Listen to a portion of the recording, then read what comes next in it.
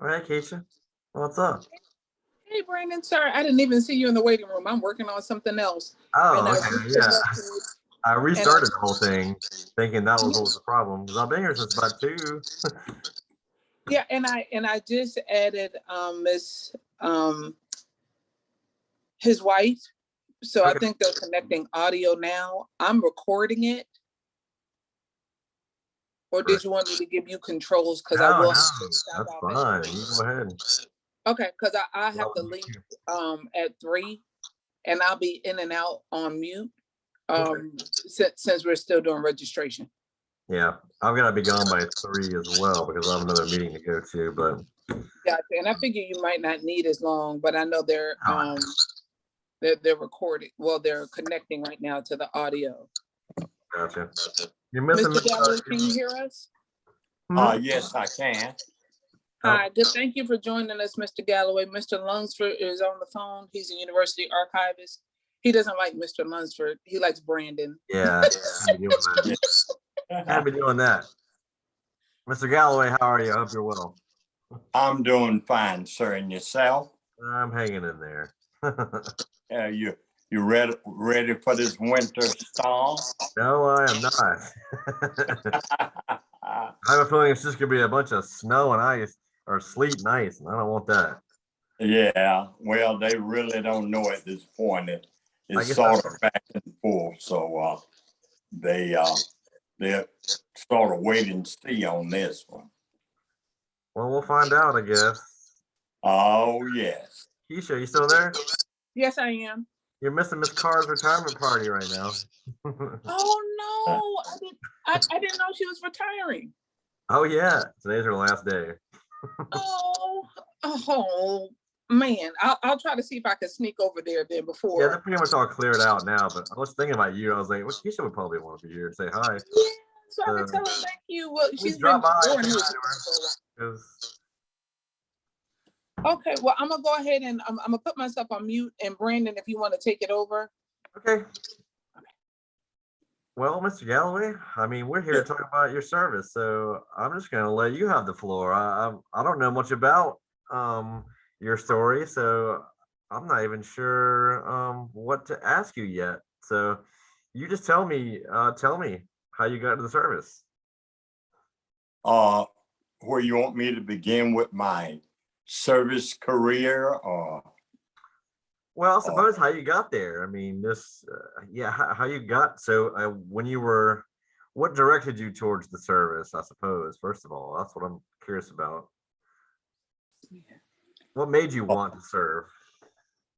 Well, to be honest with you, I got a little bored. I had lived from home down at my former home or birthplace, which was Spartanburg, South Carolina.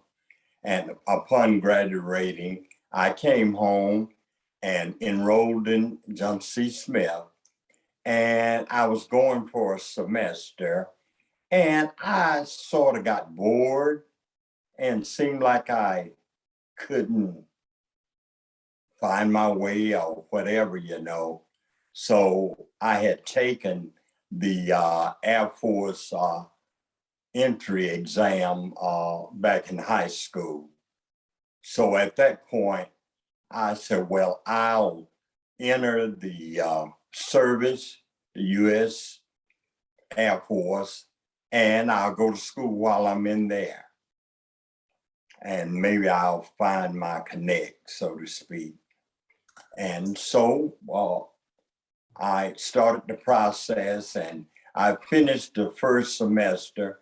They put me on a delayed entry program in which I was on there for about 3 months or so. I didn't actually leave for service until April 14th of 67. Now, to back up a bit, I entered Smith during the fall session, which started, I'll say about then, in August or 1st of September. It's been a while. Yeah. So at that point, I entered the service in April of 1967. So you said you took the entrance exam in high school. Where did you go to high school? Carver High in Spartanburg, South Carolina. Okay. Huh. Interesting. So why the Air Force? What was there a particular reason you wanted to go to the Air Force and not any other branch? Not really. Well, they, like I said, they were administering the airport exam that particular day, and and I decided to go ahead and take it. It was a number of us that took the exam then, and I'm not sure exactly, but for one, I didn't want to go to the Army. It was during the Vietnam crisis, and I figure we're really to take that back now as things began to come back to me. I wanted to go into data processing, or something for the Air Force. I figured they had a little more technical areas in which one could, advance in, electronics, mechanics, just a host of different things. I figured going in that branch of service would afford me a better opportunity if I wanted to pursue it. That makes sense. So is that what you ended up doing in the Air Force? Well, no, to be honest with you, I went in the Air Force. They told me I could go into this area, data processing, etc. and all. But once I got in there, they said they had a critical career field in my area. Like I think, excuse me, I'm not okay. I was just trying to recall. They had 4 areas of testing to see what would be your best fit. One was mechanical, one was electronics, one was administrative and general. I scored high in the general area, which the police career field, AP Air Police career field was there, and they say that was a critical career field, so they put me in this area. And I said, wow, my recruiter promised me this, but they put you in another category, so I end up being a policeman in the Air Force. Huh. I'm not sure I know much about that even. Air Police. Yes. And I later became a combat security police, and we then considered ourselves Blue Berets. It was a new unit formed to aid the bases in Vietnam. So, if I may try to be brief and short, I went after basic, went to the police academy, which was there at Lackland Air Force Base in San Antonio, Texas. And upon finishing basic, like I said, I went to the police academy. I finished that. I think that was about 8 weeks of training. After that, we got assigned, and be honest with you, I wanted to stay stateside. I didn't want to go overseas then. I want to stay stateside and get me assignment near home and to get me automobile. But by me not volunteering, and I think I was pretty much at the top of my class as far as seniority, I put it like that. I don't know how that worked, or we was all there, maybe some dates or whatever. But anyway, I had a preference of, say, maybe within the top 10 in our class. I had a preference of selecting where I wanted to go. And so I didn't want to volunteer for any overseas assignment. So I got assigned to Tula, Greenland at the North Pole. And that was 1 year assignment. And I tell you, it was quite an experience. 24 hours of darkness, 24 hours of daylight. It was almost like being in a prison because you was on this big old island up there, and there are only two ways to get on and off. That's by air or by boat. And of course, during the wintertime, when all the glaciers and all come in and the lakes freeze over, then no ships come in then to bring supplies. They had to do it prior to that early fall or, late spring or what have you. Wow. But anyway, I actually spent about, I want to say 10 and a half months there out of the 1 year tour. And in brief, I'll let you know what happened in that. Like they allowed us, from a mental standpoint, they allow us to take up to 30 days leave to come back to the United States or go wherever. So I elected to come home for 30 days, in which I did. On my way back, I had to leave out of McGuire Force Base in New Jersey. And upon checking in, I couldn't get on the manifest. So I ended up staying in transit for 2 weeks. And then I finally got on the manifest and went back to Tula, Greenland, which was horrible. I guess in one sense to say it would have been better not to come home and just stayed up there for the whole tour than to come back to civilization and then go back to that place. I only had a short time because I waited until about 8 months before I took leave. So I had something like maybe about 90 days when I came back to the base. And it was the longest 90 days of my life. I was counting down, but it was quite an experience. It was quite an experience. So what happened after your tour in Greenland? Then where did you find yourself after that? Well, I got an assignment, which I thought they would give me a good assignment. But believe it or not, I was put in the, how should I say that? I'm trying to find the descriptive word on that. But anyway, I'll just put it like this. I was taken out of the freezer and put in the refrigerator. In other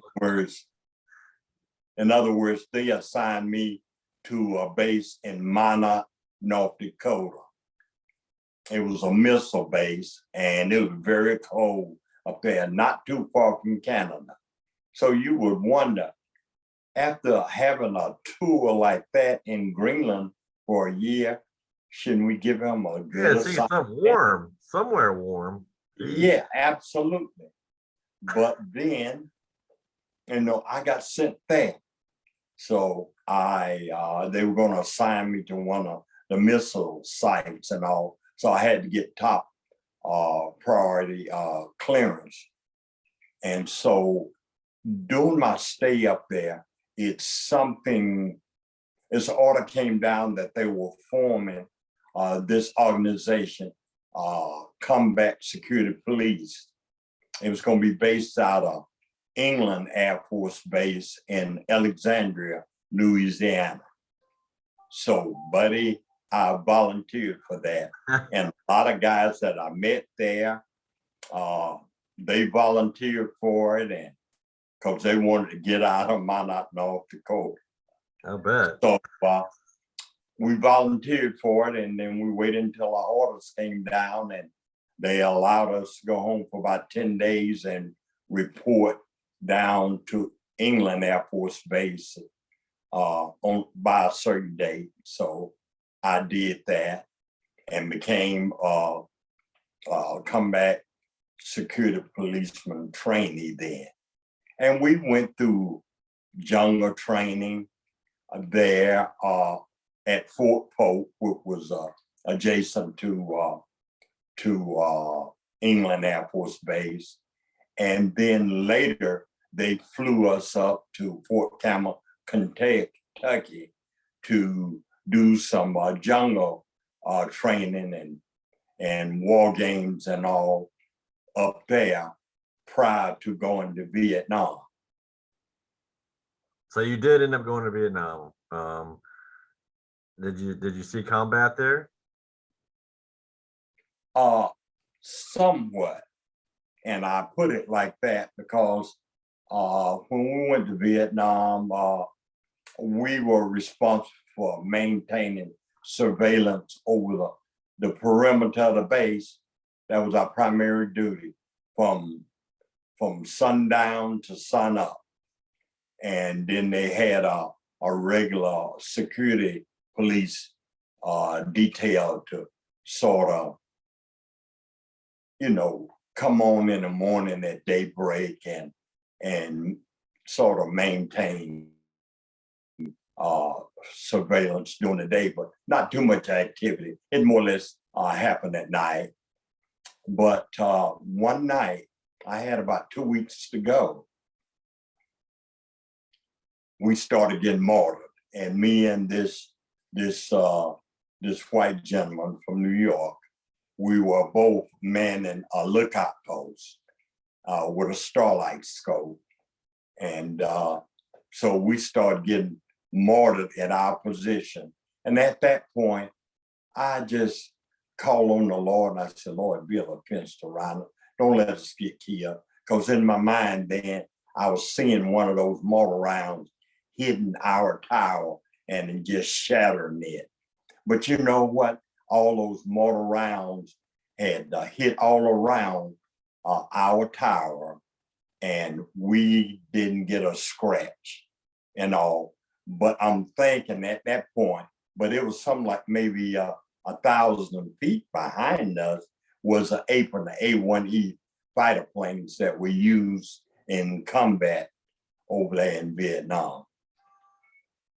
And but I temporarily kind of lost my hearing because of the impact of those mortar rounds.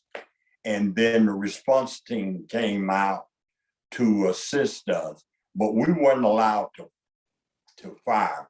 You had to go through an act of Congress, so to speak, in order to return fire. You had to call a response team and they would come out and investigate or what have you. But to be honest with you, if we were getting overrun at our position, then we probably would have been taken out by the time we called and try to get some help out there to assist us. And they firing at us, but we couldn't fire back unless when we got okay from upper command. Wow. So that was it. That was the experience. And that's been my testimony that I've told in church and Sunday school class. And in a lot of instances, I've shared that with some people, how God had brought me through that particular situation. Wow. Sounds like you got pretty lucky in combat that you didn't have Yeah. too much. That's great.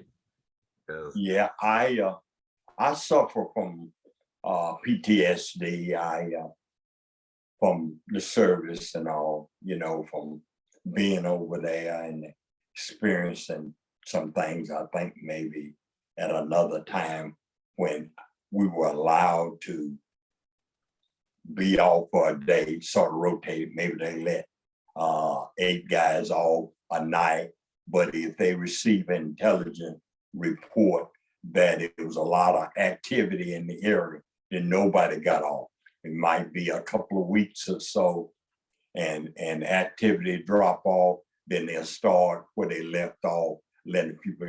I think I may had about 2 days off, but you know what? I didn't mind that because the night that I was off, we started getting rockets in there. They called Fan Ring Air Force Base, Air Base in Vietnam, Rocket City, because the Viet Cong and all would shoot a lot of rockets in there at our base and all. I think a captain and a lieutenant got killed when those rockets hit their barracks, and I was trying to sleep, and now the base alarm went off. Then I started hearing loud booms, jumped up, and we got a bunker right next to our barrack. So we had to run out there, and I didn't have time to grab any shoes and all. So I ran out there barefooted, in my my pajamas in the bunker until we got all clear. So I didn't mind being on duty instead of being off, and we come under attack, and you don't know whether one of them rockets hit your barracks or just what. So to Wow. be a post at night,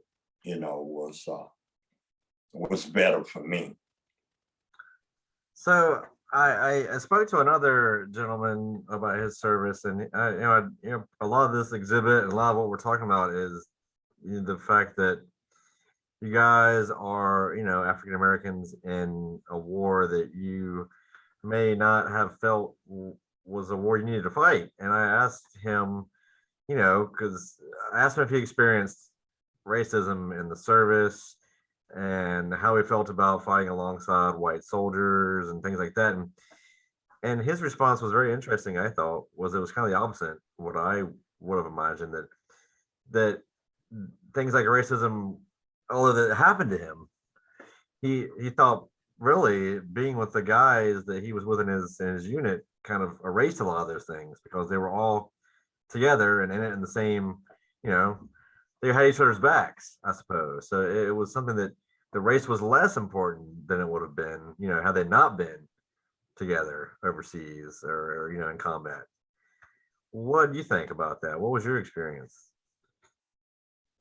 I agree with him. I didn't experience any racism. A couple of my best friends were white, and in fact, one of them lived here in Charlotte, believe it or not Niagara, Charlotte, but in the area, Newton Conover area. If you're familiar with that, yeah, and he and I would leave at the same time. We got assigned. In fact, if I just real brief, I met him in basic training, and he told me where he lived, and we came home together, and he went to Newton, and we were supposed to report to our next duty station, and he and I met and flew out of Charlotte together. So we spent some good times together and all, and I didn't experience any racism in the military. All the friends that I, made while I was in there, they were all good. We all had a good time together, and had each other's back, especially over in Vietnam. Right. Well, how long did you end up being in the service? Let's say after Vietnam, were you still, active after that? Right. Well, shortly after we returned from Vietnam, they sort of disbanded our group, and then we got reassigned to a base as a security policeman. So I got an assignment to go to Travis Air Force Base in California, which I did the remainder of my time there. I guess I went there in August of 1970, and I got an early out because I wanted to go back to school since I didn't get opportunity to get enrolled in. They had a extension program in the military where GIs, if they elected, they could go to college. I think it was they had some program set up with the University of Maryland, but I was never able to do that being a policeman because I rotated duty, 3 days on days, 3 days on evening, and 3 days on nights, and was off for 3 days. So we was in that rotation. But anyway, I had made my mind up that I was going back to school, and I found out that they would give an early out if you got your paperwork together and was enrolled or accepted at a institution. So I, contacted Smith and got everything lined up, and I was accepted, and I got the paperwork back. I gave it to my commander. He granted me an early out, and I was able to get up to 3 months early out. So instead of getting out in the 1st of April, they allowed me to get out the middle of December of 1970. And of course, I was granted that, as I indicated, and I got out and headed back to the East Coast and all. But I had talked with several guys. They were talking about going to school. They were going to get out and do some adjust back to civilian life. But from my standpoint, time awaits no one. And I said I was going to have to make the adjustment while I was going to school because I had signed up to start back to school in January, and I was just getting out in the middle of December. So I did that.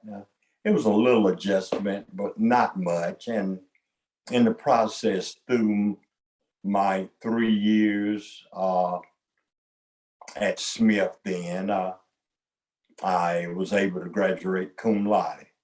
Wow. So I knew in my mind that I wanted to get an education, get out, and get a real good job, whether it was in corporate America or something else. And of course, I applied myself. A little bit difficult. I got married while I was in school, and so therefore I had to kind of get a little part-time job, and I wanted to play football again, and I tried that, and it was too rough. Try to play football or work a little part-time job, that was too much on my table. So I gave up the football, and I worked a part-time job at UPS and went to school.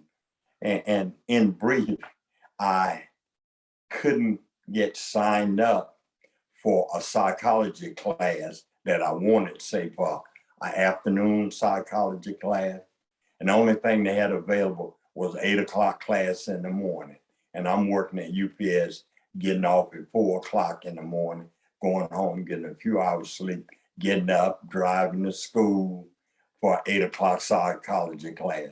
And you couldn't imagine how many toothpicks I broke from putting them under my eyelids to try to stay awake for that class.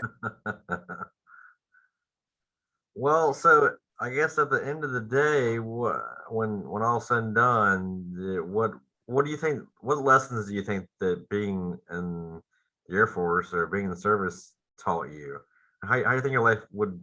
How do you think your life would have been different? I guess if you hadn't done that, if you hadn't gone and served. Well, that's an interesting question. Uh, at that point in leaving high school, I didn't really know what I wanted to do in life. But then, as I said, I started to school, and I kind of wanted to go in accounting, and my first semester at Smith, and then I didn't really want to, it's kind of, here and there, but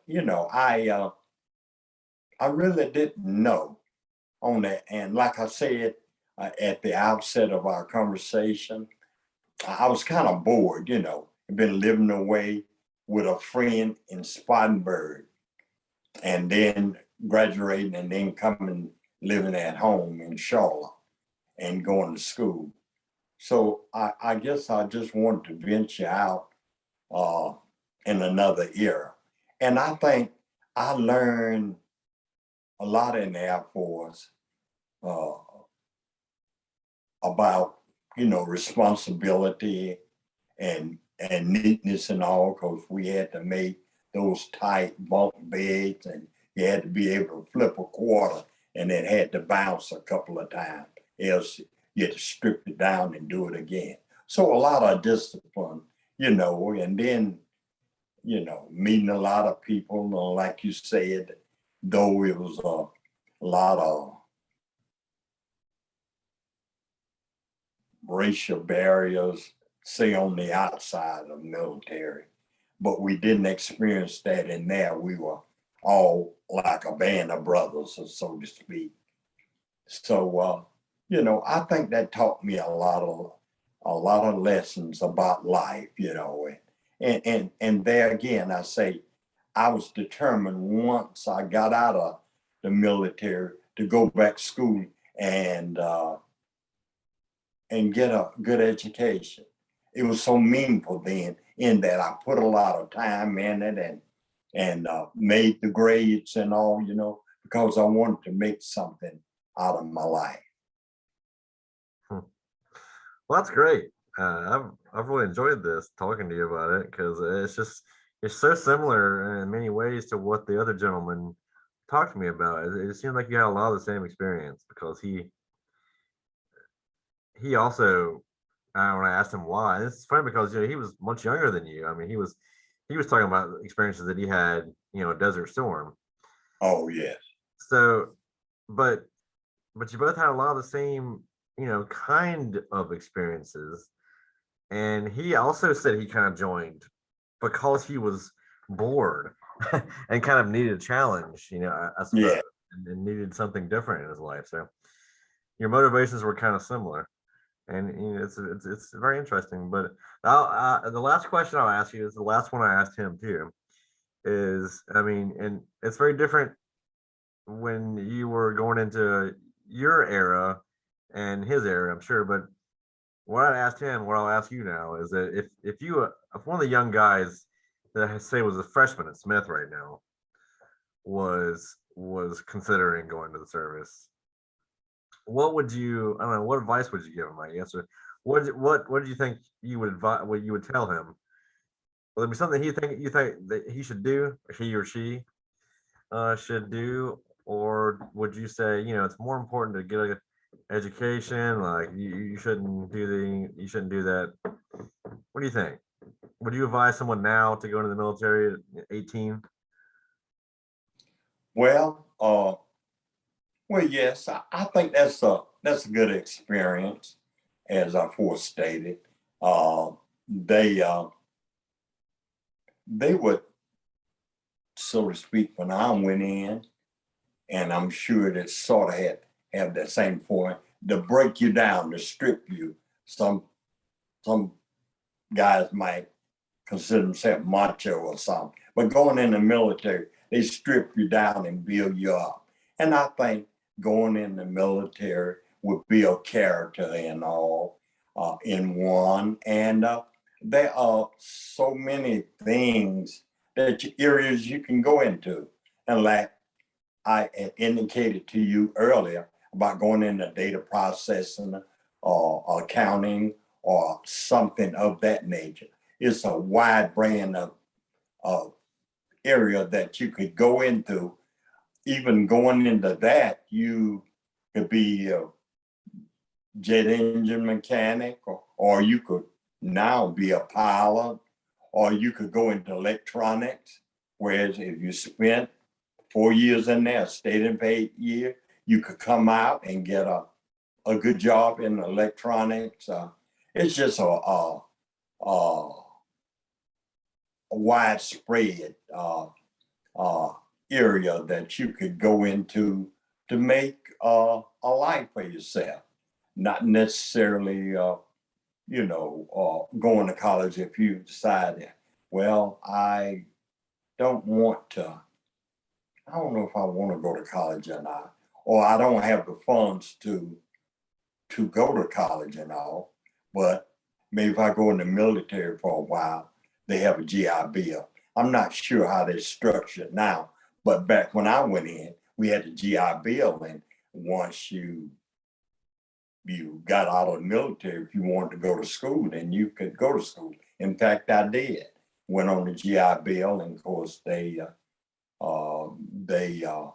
gave me so much a month to go to school, and so that's what I did. But the bottom line, I would advise, I'd say, if you're interested in getting into certain areas, there again, I say accounting, electronics, mechanics, admin services, etc.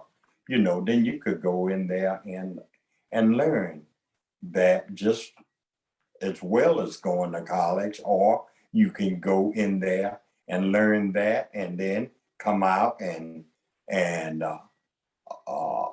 as you have matured, go to college and develop a career field to your liking. Great. Yeah. Well, that's really all I have for you. I guess I think you answered all the questions that I really wanted to know. I sure appreciate you sharing that. I know it's a lot. A Oh lot of yeah, you people- quiet. Hopefully I didn't deviate too much, but No, no, you were I didn't great. want to take over that, but I wanted to try to cover all the bases for Yeah. as my military. Yeah, I wanted you to take over because I just wanted to hear the whole story. So that was really what this is all about is just getting your experiences. So I really appreciate you being so forthcoming and you really did cover all the bases. It was great. Thank you so much for doing that. Yeah, you quite well. But on a final note, like Mhm. I would tell anyone is to always put God first in your life. I know my parents prayed for me when I went to Vietnam that nothing wouldn't happen to me. And my best friend that I went to high school with, and we were peanut butter and jelly, so to speak. Hmm. And he got killed. He went in the army. I was trying to get him to go to college, but he didn't have the fund.